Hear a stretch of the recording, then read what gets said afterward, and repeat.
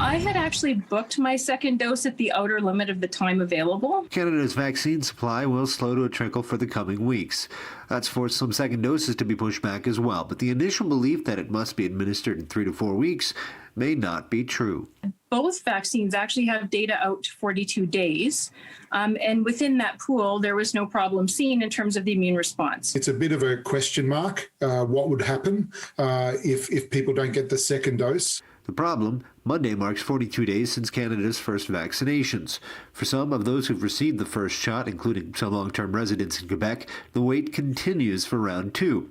One dose still boosts protection, 50% for Pfizer, 80% for Moderna, but below the 95% that 2 doses would deliver. And we think that, you might have 50% immunity from the first dose, but we don't know how long that will last.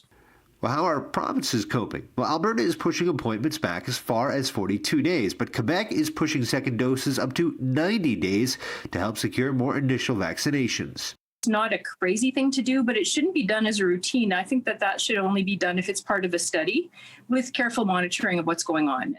There is concern that one dose could also do less to mitigate spread, but that data is still unclear. We know that people with symptoms actually do spread disease much more effectively, and that asymptomatic people can, although do not spread as much, mostly because they're not like blowing their nose and touching the doorknobs and sneezing in your face. You need the 2 doses to in essence train your body to respond to the virus, whereas the older type of vaccines just generally require 1 dose. Ultimately, experts say it's important to get the second dose no matter the time frame. The key then becomes for governments and health agencies to not forget the lessons learned during the initial vaccine rollout. We might learn them for a short period of time, and then we put in place those systems and structures, and then 5 years later it's like, well, nothing's happened. Do we really need those all those resources?